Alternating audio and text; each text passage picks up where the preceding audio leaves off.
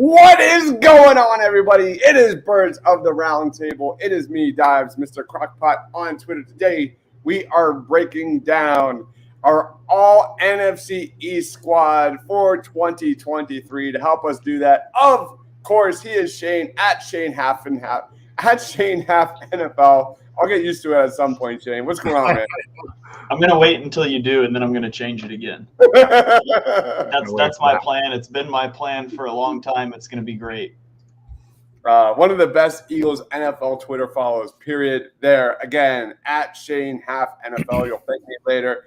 Also joining us of Philly Sports Alliance, he is Ryan Rees at Philly Sports PSA on Twitter. What is up, Ryan? Not much. What's going on, fellas? It's good to be back. I missed a show or two here and there, and I'm ready to rock and roll all off season, baby. Let's jump right into this thing. Guys, let's not waste any time. Let's start off with offense. Who is the top quarterback in the NFC East? I'll throw it to you, Shane. Yeah, so I didn't want to be like an Eagles homer on this podcast. I wanted to bring, fair representation, and I tried to put together an argument that it could be Dak Prescott, and it just falls flat. The quarterback's got to be Jalen Hurts. If you look at the stats, Jalen Hurts had almost double the EPA per play of Dak Prescott last year. His turnover-worthy play rate was 1.8% versus Dak's 3.8%. He had 25 passing touchdowns to 6 interceptions, whereas Dak was 28 touchdowns to 17 interceptions, but Jalen added 13 rushing touchdowns to Dak's 1. And so just going off of last year, there's no argument it can be anybody other than Jalen Hurts for the QB for the division. And his numbers downfield were even better than Dak Prescott. It's across the board. You talked about turnovers. Ryan, do you agree? Yeah. I mean, it's listen, I get how again, you would naturally go to Dak as the other quarterback to kind of compare. But, Dak's inconsistencies, especially last year, only, missing a bunch of games, still leading the league in interceptions. And Jalen just had such an amazing season and hopefully can look to build upon that this year. So, yeah, I think it's an easy choice that it's got to be Hurts at this point. All right. There it is. Jalen Hurts gets our first seed and all in our NFC East squad. Rolling on to number 2, let's talk about running back. Let's go running back in the NFC East as I get some graphics going here. Where'd they go? There they are. I think this one is between Saquon Barkley and Tony Pollard. I'll let you lead this one, Shane. Here are some important stats between the two. This one was hard for me because I'm actually a Tony Pollard guy. Go ahead. Yeah, it's a tough call between Pollard and Saquon. Obviously, Pollard wasn't the feature back necessarily last year for the Cowboys, but he had 1,100 yards, 5.2 yards per attempt. His yards per attempt is better than Saquon's at 4.6. Of course, Saquon had more volume and he had more total yards at 1,400. Saquon had the edge on touchdowns, 12-9. The biggest thing for me I look at is one of my favorite running back stats is yards after contact per attempt. And Tony Pollard had 3.76 and Saquon had 2.75. Now, Saquon was a little more of a threat through the air. This one could honestly go either way. I would say that last year, Tony Pollard had the better season, volume considered. I still slightly lean Saquon overall, but I could go either way on this one. Oh, man, I hope I'm not like the decision maker on this. What about you, Ryan? Who is your number 1 running back in the NFC East? You obviously all make some great points there. And I think you can't go wrong. Honestly, Pollard, now that he's going to have the main job there in Dallas, I think we're really going to see exactly what kind of running back he is when he's getting the volume of a number 1 back. But, I think just because when it gets kind of close to that, I look at history, and obviously Saquon has been a top back for certainly longer. So I lean Saquon. with this, but like I said, I think I would be okay with either decision that's made from this position. I think we should go Saquon, but I just want to make it known that, like Shane said, like Tony Pollard is right there. Mm-hmm. There. He's awesome. All right, let's roll on to wide receiver. Ryan, I'll let you lead us off, man. The biggest, the biggest decision to be made is QB or wide receiver 3 at this position, man, because I think AJ Brown is at the top. Go ahead. Sorry, floor is yours. Yeah, no, as you said, AJ Brown, CeeDee Lamb, I think are the clear cut 1 and 2. And honestly, I'm okay with, however you want to rank the two of them. Obviously, I lean a little bit more AJ Brown.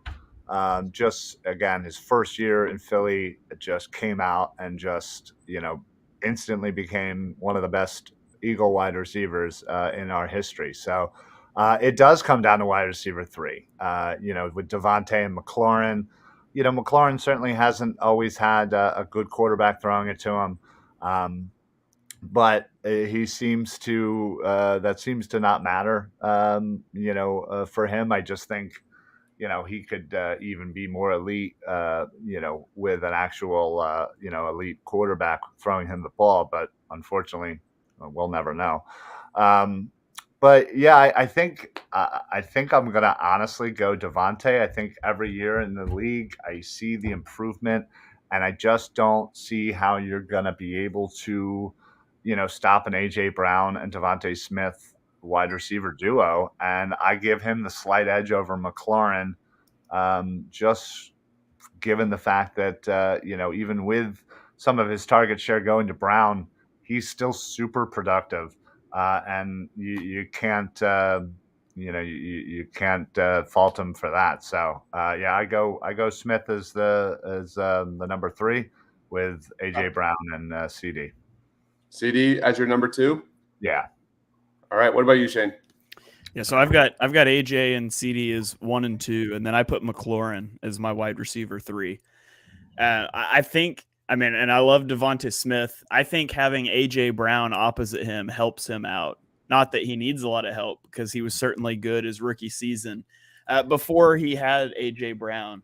But what Terry McLaurin has done year over year in Washington with no quarterback, nobody to take the focus off of him, is just incredible to me. I mean, if you think about 2021 Jalen Hurts, we would all agree wasn't the best quarterback, right? He certainly wasn't what he was in 2022, but he's better than, say, Taylor Heineke. Well, 2021 Devonta Smith with 2021 Jalen Hurts put up 916 yards. Terry McLaurin's put up 3 straight 1,000-yard seasons with Taylor Heineke and Carson Wentz and Sam Howell, and he's done it without somebody to take the major focus off of him. Like, he's been their passing offense, and his 15.5 yards per reception even outpaces CeeDee Lamb's. So to me, Terry McLaurin would be wide receiver 3. It's close between him and Devonta Smith, but I'm a pretty big Terry McLaurin guy myself. I think Terry McLaurin is just, I don't know if you can even call him underrated. Like, there's the stats right there. Just incredible wide receiver. Given his situation, I'm good with Terry McLaurin. As much as I love Devonta Smith, and I think he's going to probably be there in a year or two, everything projects really well for him. But I agree, guys. Like, I think what AJ Brown and how AJ Brown opens up the offense and those passes and those routes for Devonta is just so noteworthy in this one. Like, you look at the contested catch percentages for Terry McLaurin, man. The dude is absolutely a number 1 wide receiver. Let's go Terry McLaurin there in the slot. I'm good with that. All right, let me do this. Let's go tight end. I'll throw it to you, Ryan. Who's your number 1 tight end? I think this one is pretty easy. I wonder who. Okay. With Dalton Schultz leaving the division, this one, certainly made it a lot easier. It's obviously Dallas Goedert. He has just improved every season. I feel like this could be kind of his, breakout to where, kind of like Ertz, where Ertz had, really good seasons and just never really got the national recognition, I think. And I think that could be this year for Dallas Goedert. This offense is primed to do some, damage in the NFC. And I think Dallas Goedert could easily be the reaper of those benefits. So, yeah, unfortunately, there's really just no one else to even consider at this point. Like I said, Dalton Schultz was the only other guy you could probably talk about, but it's clear it's Dallas Goedert. What about you, Shane? Yeah, I'm going to go with Luke Schoonmaker. That one season he had in college, over 175 yards, really did Okay. it for me. So. Yeah. Okay, Skip Bayless. It's Dallas Goedert. There's just not anybody else that at tight end. And there's a couple other positions that'll be like this as well, but he's far and away the best tight end in the division. Yep, I agree. This is easy. All right, let's roll on to offensive tackle. This gets a little interesting. I think Lane, let's just lock it in there on the right side. Yeah. But most likely, more specifically, look at the left tackle position, which is Jordan Mailata versus Andrew Thomas. Shane. Yeah, so Andrew Thomas really struggled as a rookie in 2021, but in 2022, he really came on, and I would consider him an elite offensive tackle in the NFL. After his 2022 campaign, he only allowed 3 sacks and 23 pressures in 2022. He only committed 2 penalties, and he was ranked number 10 in ESPN's pass block win rate metric. He's easily a better pass blocker than Jordan Mailata. Mailata allowed 6 sacks and 39 pressures. You have 38. I had 39. That's close. Committed 7 penalties. Mailata was number 2 in run block win rate from ESPN. So Mailata is a better run blocker. I think if you compare, Thomas is closer to Mailata as a run blocker than Mailata is to Thomas as a pass blocker. And so I lean Andrew Thomas here. I think he's the best left tackle in the division right now. I considered Tyron Smith, who's obviously an elite player, but the problem is 2 of the last 3 seasons he's played under 5 games, including in 2021. So I kind of removed him for availability reasons, and so I went with Andrew Thomas. All right. What about you, Ryan? Yeah, you said it perfectly. His rookie year, he definitely struggled to adjust and kind of find his way. But man, he had a really great season last year. And on the other side with Mailata, I think he maybe kind of took a half a step back. I think his 2021 was a really good season, and like I said, I didn't see the improvement on that. So yeah, I think they're kind of going in the opposite directions. Hopefully Mailata can kind of figure it out, but yeah, I'd probably lean Andrew Thomas. As Shane said, the difference between the run block, Mailata's, that's certainly what he does really well. But Thomas is pretty decent at that as well. So yeah, I'll go Thomas in a close race. All right. Andrew Thomas it is. Let's go to left guard. Ryan, who is your pick for left guard? Let's see. Left guard. I'm trying to go over the people in my head here.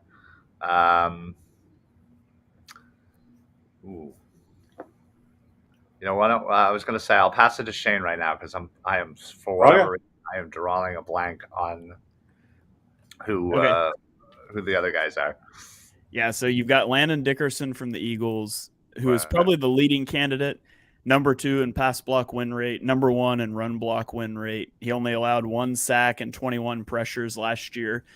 He did commit 14 penalties. The other option is interesting because it's Tyler Smith from Dallas, who was a rookie last year that played left tackle with Tyron Smith injured, but he's slotted in as their left guard this year. And he allowed 6 sacks and 40 pressures and committed 15 penalties. And that was the book on him coming out. He was pretty grabby, a lot of holdings that he was going to have to clean up. But despite the pressure numbers, I actually thought he played really well last year. I'll go Dickerson here because I think Dickerson's dominant and he's not kicking inside for the first time this year. But I do think Tyler Smith's really good, and it could be a different conversation had he played left guard all of last season. Yeah, that's. I think that's who I was trying to come up with in my mind there. But yeah, Landon Dickerson is certainly, had a very good 2 seasons in the NFL and developing into a really, really nice left guard in the league here. So the fact that he's Pro Bowl last season and looks to certainly continue that this year. I would definitely go Landon Dickerson here. But yeah, that's Dallas certainly has themselves potential for future years. For sure. Right now it's Dickerson. There's no question, at least in my mind. Again, I am a little biased, but can we lock in Jason Kelce at center? Is that good? Oh yeah. Yeah, there's nobody else. 8th in pass block win rate, 3rd in run block win rate, no sacks last year. There's nobody else you could consider there, in my opinion. Well, the guy from Dallas is certainly coming along, and I think once Kelce is out of there with his purple hair there, I think he's going to be the easy choice right behind him. I thought he had a really great season last year for Dallas, so definitely he'll take over the reins once Kelce's out. Hot take. Cam Jurgens would be a better center this year than Tyler Biadasz. I mean, also, John Michael Schmitz might be a better center than Tyler Biadasz. Potentially, yeah. We'll see. We haven't seen John Michael Schmitz. A single snap. Big fan. Right. Yeah, as was I. But again, I thought he had a good season last year for Dallas, and Hold up. I remember Shane making fun of me all the time about my love for John Michael Schmitz, like for 2-3 months. And now you're saying he could be the best center among the best centers in the NFC East? He's already the second best. There's only 4 options, so yeah. I didn't have him as like a top 10 pick in the draft or anything like that. Let's not get too crazy. All right, let's get into right guard. Shane, who is your best right guard in the division? I think it's Zach Martin. Zach Martin's been so good for so long, and he sort of flies under the radar now. Like there was a time that the Dallas offensive line with Tyron Smith and Zach Martin and Travis Frederick at center before he retired, and they were talked about the same way the Eagles offensive line is talked about now. And I feel like as that's changed, Zach Martin's sort of flown under the radar, but he's very good. He allowed 0 sacks last year. He only had 1 penalty. He's a stud, one of the best right guards in the game. All right. Yeah. Hopefully we'll be saying that about Cam Jurgens in like 6 months. Ooh. We'll see. What about you, Ryan? Cam Jurgens isn't going to be the starting right guard. Really? You think Steen? Yeah. Oh wow. I do. Man, I feel like now we just kind of have to have a hot take show just for Shane to get all this out. Why are you watching Dallas games? I don't know. that is the question of the night, Mike. I host a weekly podcast called Chalk Talk where I review every NFL game. So you guys can watch Dallas. You can just listen to me for 5 minutes and know everything you need to know. So go check out Chalk Talk, streaming wherever you get your podcasts. Good shameless plug. Love it. Wait, hold on. Did you say shameless or shameless? Shameless, but that would have been funnier if I said shameless. Hey, if Chalk Talk becomes shameless, we've got a problem. Yeah. I was going to say, I don't think it's Chalk Talk anymore without Shane. Yeah, there's obviously that's a clear decision for right guard.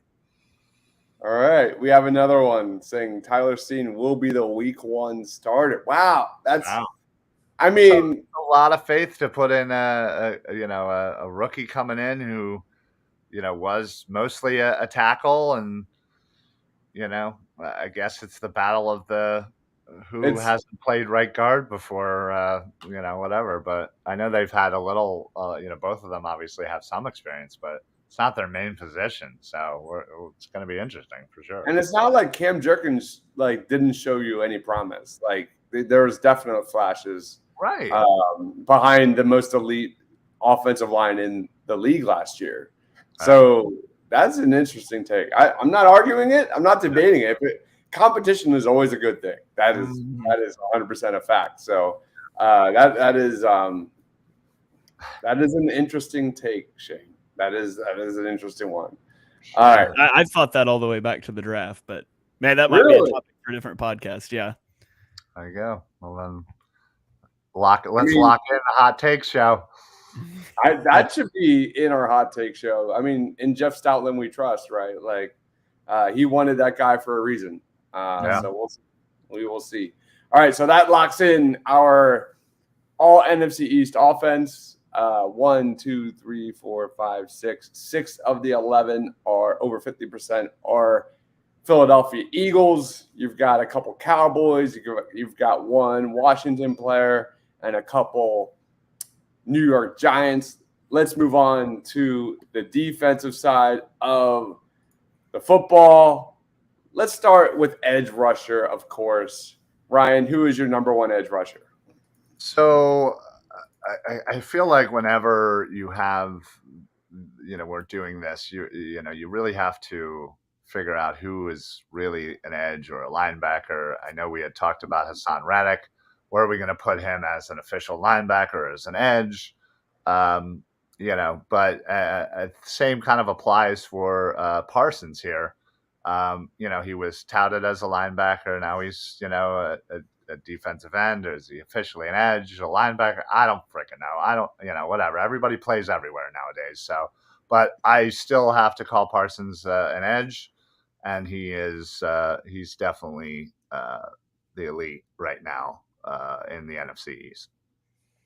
All right. What about you, Shane? Yeah, I agree with Parsons. Number one in pass rush win rate last year, had 14.5 sacks, racked up 106 total pressures. Supposedly he's put on weight because he's going to be more of a full-time edge rusher this year instead of kind of a hybrid type player, which I think is using him to his strengths. So, which by the way, can we just say how lucky Dallas got? They didn't draft Parsons to be the best edge rusher in the NFL. They drafted him to be an off-ball linebacker with the top 12 pick. And it just turns out that unbeknownst to anyone, because he didn't do it in college either, he's an elite edge rusher, but he's up there with the best of the best. He's the easy number one for me. I put Hassan Reddick as a linebacker because for one, linebacker is pretty poor in the division. And for two, he only aligns at linebacker, although he does rush the passer from linebacker a lot. It's hard with defense, but I put him at linebacker. So if I'm keeping him at linebacker, it comes down to me for the other edge rusher between Josh Sweat and DeMarcus Lawrence. Yeah. Josh Sweat was 10th in pass rush win rate. He racked up 51 pressures, 12.5 sacks this last season. DeMarcus Lawrence was number one in run stop win rate.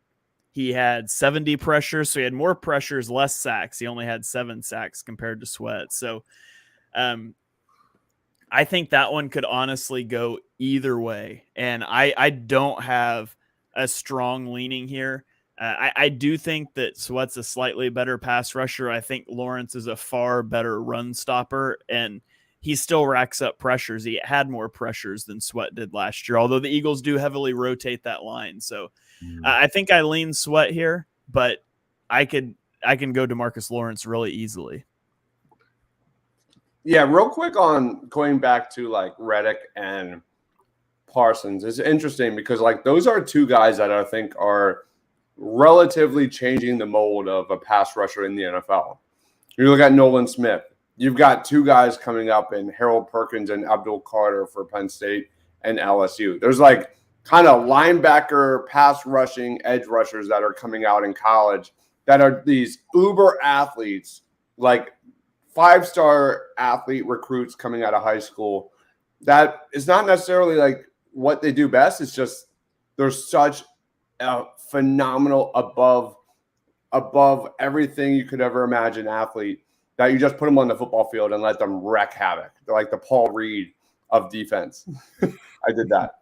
And I just find that interesting. Sorry, I just want to kind of note that you have Nolan Smith learning under Hassan Reddick, and you've got some Parsons clones that are coming out over the next couple of years that I'm not saying they're Parsons, but they're phenomenal prospects in their own right. Yeah. It's Ryan, go ahead. League. It is, right? Absolutely. Yeah, I think I do lean Sweat here, mostly just because of his efficiency. He played, a lot less snaps than your typical, but he was productive when he was out there, and like I said, got himself 13 sacks. Lawrence is right there, I think, and he's done it for certainly a little bit longer than Sweat has, but I just think, it is a pass rushing defensive type of league, and that's what Josh Sweat certainly excels over Lawrence. So I'll give him the edge at edge. Shane, should I switch these guys? Should I put Josh on the other side? Because he rushes off the left and Parsons rushes off the right. Yeah. Go for it. I would do that quick. I'm not gonna lie, I literally thought of that myself, but I was like, No. All right, let's go to interior defensive line. Shane, lead us off. This one, I have one graphic here that we'll put up. Well, that's not it. There it is. I have a non-negotiable that has to be on here, and it's Dexter Lawrence. Dexter Lawrence is just incredible, man. He ranked 4th in the NFL in pass rush win rate among defensive tackles. But this is my favorite stat.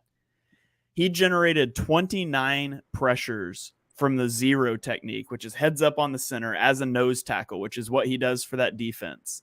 He generated 29 pressures from the zero technique. That was the most in the NFL. Do you know what second place did? What? 13. If you were going to guess, how many do you think second place got? 13. 13. 8. Oh my God. He generated 29 pressures from zero technique, which was 21 more than any other player in the NFL last season. It's my favorite stat of all time. He had 7.5 sacks. He is an elite run stopper. He is an elite pass rusher from a position, from an alignment where people are not able to rush the passer except for him. Dexter Lawrence is easily he's not just the best interior defensive lineman in the division. He's the best interior defensive lineman in the NFL. All right, we got Dexter Lawrence locked in there. Now we need to figure out number 2. Ryan, you're going Jordan Davis, right? No, what are you talking? I'm going Jalen Carter. Come on. No, I think this one I'm going to give the edge to Jonathan Allen. As this graphic kind of shows, you have 3 guys here that all have, really productive years last year, all kind of do something really well. But I just, just like to give the edge to Allen there. I just think he was overall across the board a better player than Williams and Payne last year. As you said, 9th in pass rush win. 8 sacks, 2 forced fumbles, 47 pressures. I mean, he was pretty much doing it all, and he was doing, really well in run stopping. So, I give the slight nod to Jonathan Allen from Washington.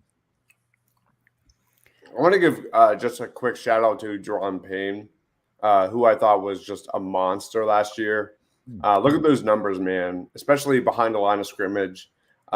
Just did it all, and 12 sacks too. So not just against the run, but just wrecking havoc in the pass rush. Jerron Payne, man, that Washington defensive line, if they can ever get healthy, if they can ever get their shit together and on the same page, that is a fascinating defensive line.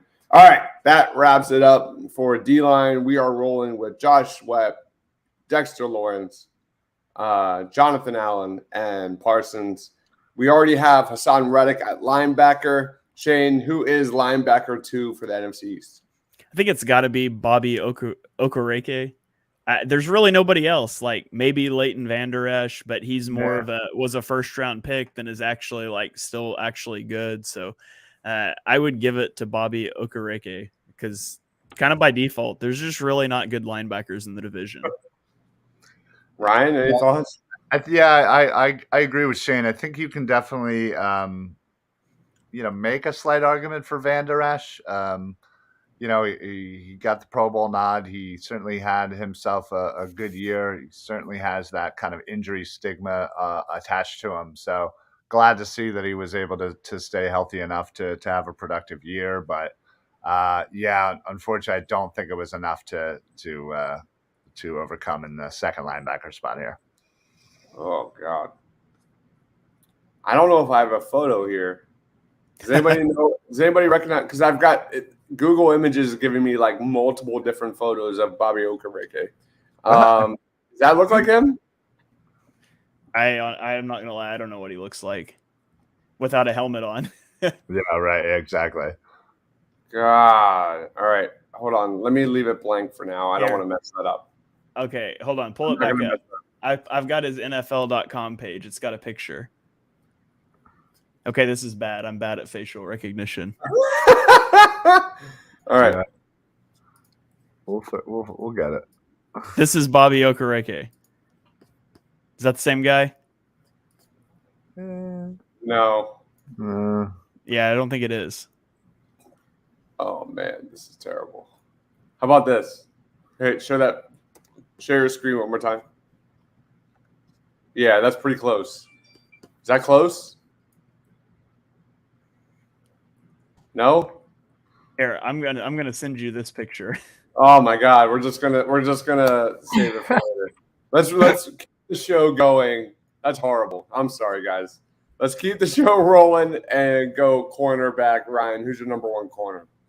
Oh, geez, maybe we should have went with Van Der Esch, huh? It's in the Discord, Dibes.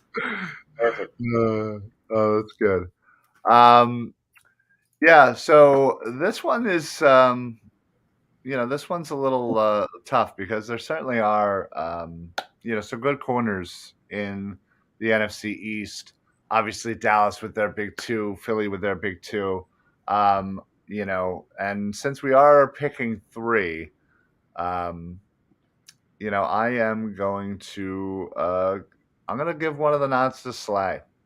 I don't think he had the greatest year last year, but I still think he's a very productive corner, and I think he does a lot of things really well, and I think he's super important for the Eagles' defense.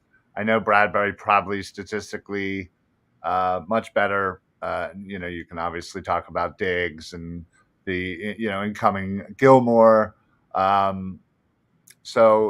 still think Slay has to be in the top three here of corners in the NFC East. All right, what about you, Shane?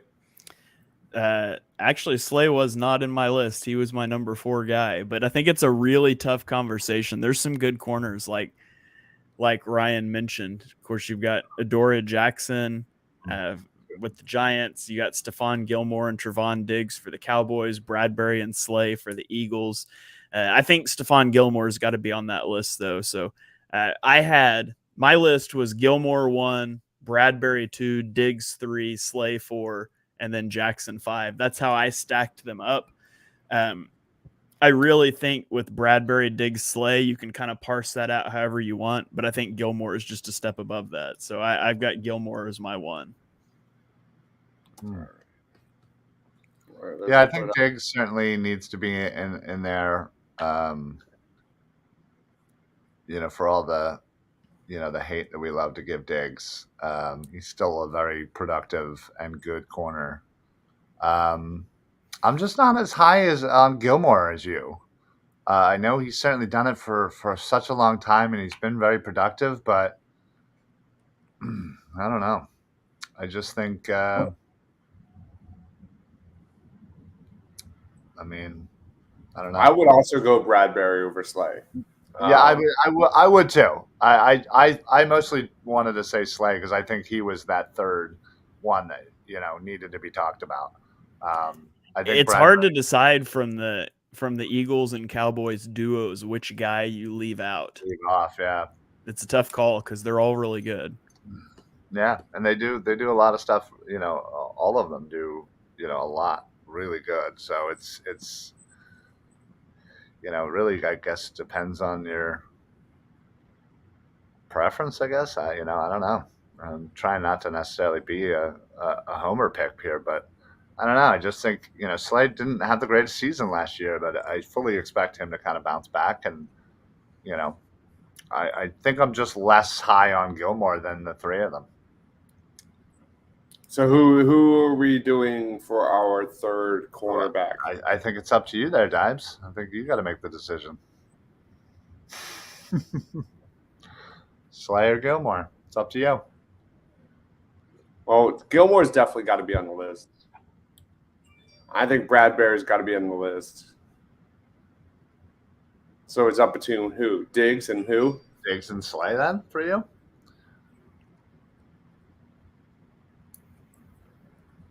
Shit, man, that's hard. It's tough. This one was hard.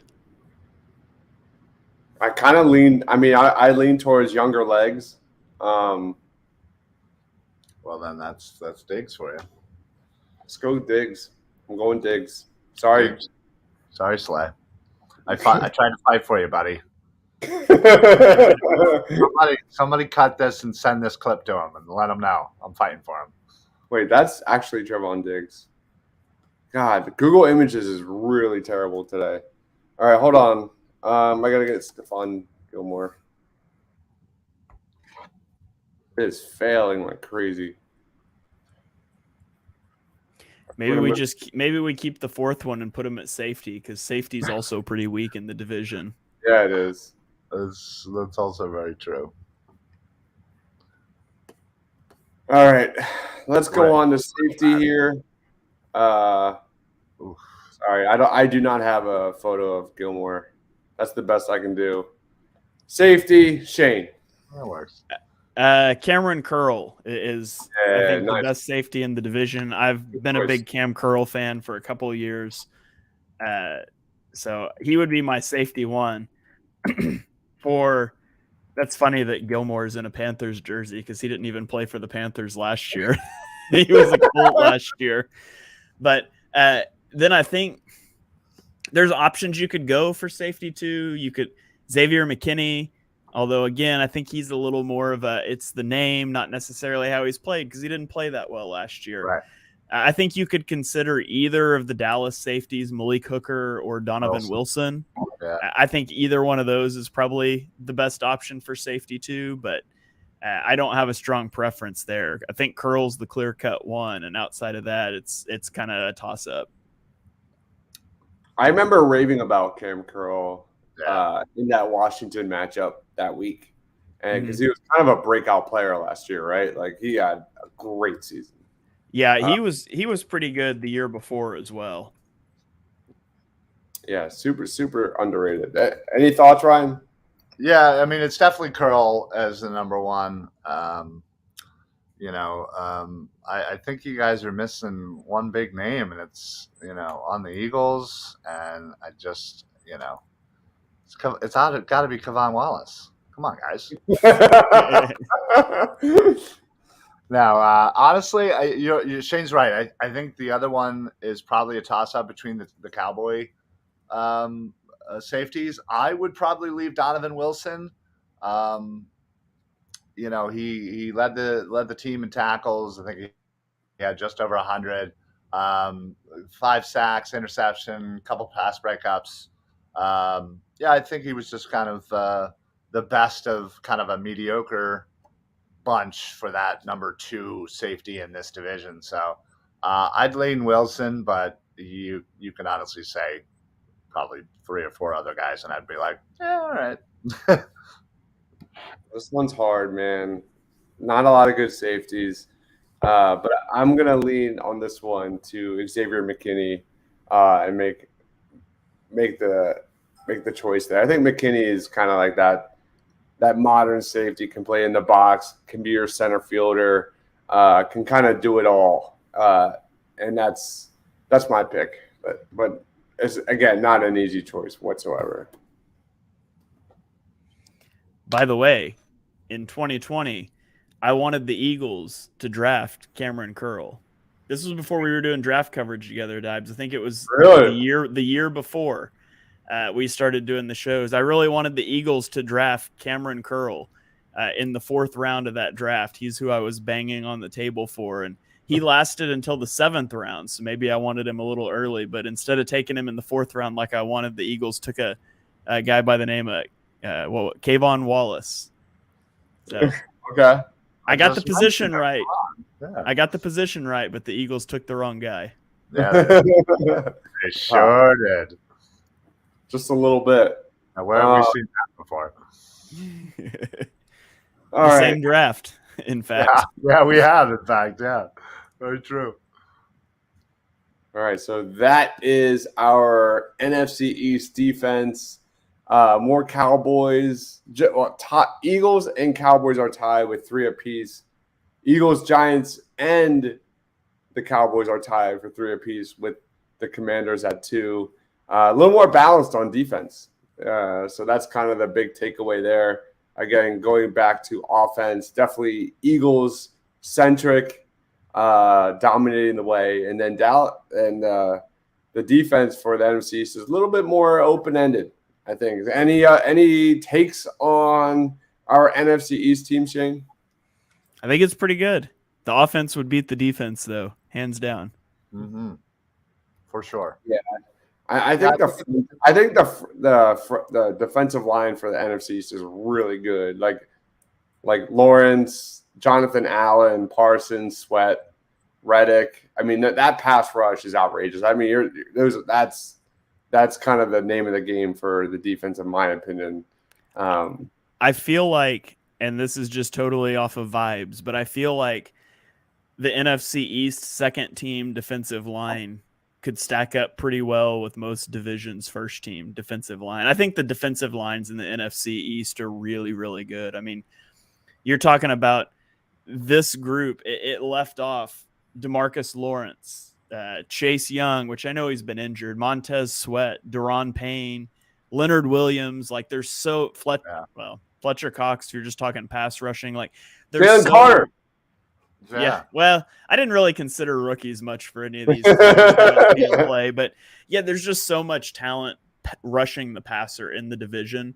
And obviously I know this division, especially the depth of it, better than other divisions, but I feel like the second team NFC East defensive line would stack up there with a lot of divisions' first teams. Yeah, it probably would. But you know what stood out, I think, is the defense. How nice of a mixed bag we got from all the teams. You know, and the offense was heavy Eagles, but the defense here, again, the Eagles have 3, Dallas has 3, Giants have 3, Washington has 2. It's a nice mix, so it's good that we were able to kind of get that nice and even. What also stood out was how bad that Carolina Panthers jersey looks on this graphic. Yikes. We're definitely going to fix that before we post this. Got to find a Stephon Gilmore in the Cowboys uniform. I know. I can't find it without doing some photo editing, which I'm too lazy to do right now. At least you could have done the Colts one. Jeez.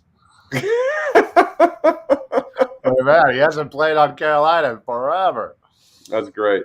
All right. So that basically wraps it up. I'll throw it to you, Ryan. Plugs. Final thoughts.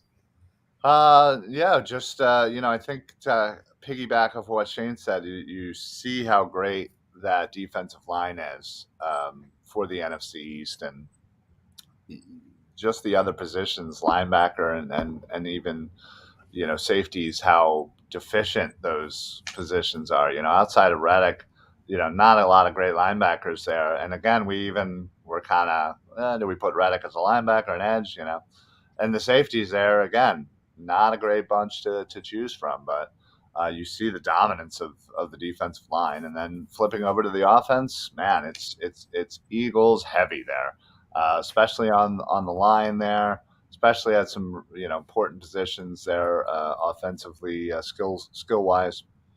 But yeah, I don't know. This was great. This was fun to kind of take a dive into the NFC East as a whole. I know we always usually focus on the Eagles, so Outside of that, just normal stuff. Philly Sports Alliance. Check us out. Facebook, Twitter handle there, YouTube. But most importantly, while you're hitting the likes and the follows and the shares, make sure you get these two guys. Because if you love football like I do, and I do shows with these guys all the time, I'm still constantly watching their content and just absolutely amazed by the wonderful job they do. So please follow them. Do me a favor. And yourself a favor. More so Shane. As I'm editing a Stephon Gilmore photo right now. Go ahead, Shane. Yeah, you can check out my work on YouTube or Twitter at Shane Half NFL. The links it's the same both places. You can check out my podcast Chalk Talk anywhere you stream your podcast. It also goes out on YouTube. In about 30 minutes, Mark and I are going to go live for Chalk Talk. We're going to be talking about the teams most likely to go from worst to first this year. It's happened 18 of the last 20 seasons. A team has gone worst to first. So we're going to rank the 8 division losers from last year in their likelihood to win it this year. So kind of a fun thing to talk about. I dropped a video late last week on YouTube talking about a bunch of different like football analytics terms, especially terms I'll use like DVOA, EPA, adjusted games lost, success rate, pass block win rate, pass rush win rate. Like we talked about those tonight. Relative athletics. So all that stuff. I posted a video. It's 30 minutes long on YouTube, but it's like divided into chapters. So you can take it a piece at a time. But I kind of walk through those metrics and explain like what they are, how they're calculated / like what you can use them to determine. And then I walk you guys through like how to go find those for yourselves for all the ones that are like free and publicly available. So you can go check that out. I think that'll be beneficial. It's also pinned on my Twitter. A link to it is my top tweet. So go check that out. And I think you will like that when you get back into the swing of football season and you hear people throwing out EPA and you just like, that's some magic sorcery number or something. I don't know, nerds. I'll explain to you guys what that is. So you can go check that out. And while you're there, like and subscribe on YouTube is always great. Nobody does it better than Shane. If you're not following him, what are you doing? At Shane Half NFL. Sorry, Ryan. No. I don't know. I don't know how you do it, Shane. I don't have the energy you do, but man, he just crushes it. Literally dropping knowledge. Dropping knowledge. I thought he was just making up these, these words and these, abbreviations and stuff. I'm like, come on, that's not a real thing. Sure enough, it sure is, man. You will absolutely learn a crap ton about football just by following Shane, and you'll learn a crap ton about the draft by following this guy too. So, and let me just back that up. Like Shane did a whole other series before this on breaking down analytics in the NFL and different schemes and things like that. Like he is the best of the best. He is Shane.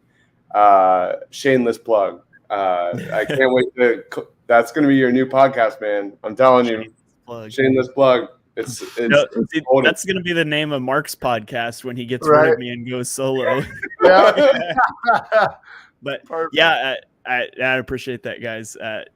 What Dives was referencing, there's a Football 101 playlist. It's on my YouTube and it's on the Edge of Philly Sports YouTube, and it kind of goes through like coverage shells and like what is cover 3 and how do you attack cover 3 and what is cover 4, which was a big thing last year. The Eagles ran a ton of cover 4 quarters, and I talked about like the matching rules and how it works. And so those are shorter videos, personnel groupings, all that stuff. There's like 10 of them. You can go check those out, and there's links to like cheat sheets because, you're not always going to have the video, but you can have like the little cheat sheet too. So hopefully that helps you guys out. That's one of the things I enjoy the most is helping teach the game, and that's what I love to do. So dropping knowledge. Nobody does it better. He is Shane Half at Shane Half NFL. Wednesday, Party on Broad. I have no idea what is going on for that show. No clue. It's going to be a party. Ryan and I are breaking down the Big 12 at some point this Thursday or Friday. Top 10 draft prospects in the 2024 NFL draft. We've already covered the SEC, the Big Ten, and the ACC. Right, Ryan? Like, there's really good prospects in this draft. I know. The fact that we're just getting to the Big 12 as our fourth kind of Power 5 conference here. It's there's been so many great prospects. So it's deep. Can't wait to talk more about it this week. Big 12, and then we'll fill it in with the Pac-12, and then maybe we'll kind of do a non-Power 5 conference one too. So Yep, that'll be really fun. Just waiting for that Sixers Summer League roster announcement to drop. I've already confirmed me, Tiago, and Sean Bernard will be doing tons and tons of Sixers Summer League content when that starts in 2 weeks. So that'll be really, really fun. But of course, tons and tons of NFL Eagles content on the way. We're doing an over-under show at some point very soon. I'm trying to pull these guys' arms to do a 25 and under across the NFL offensive defense team. That would be really fun because that's like my thing. Did I miss anything, guys? What did I miss? I don't think so. No, all right. I think we got it all covered, man. All right. So, guys, thanks for watching. Again, this is Birds of the Roundtable Monday nights at 8 o'clock. We'll be back next week breaking down all the top news and storylines, if there are any, in Eaglesville, Eaglesverse. There's not a lot going on, but we'll try to make it fun. For Shane, for Ryan, for myself, stay awesome, everyone.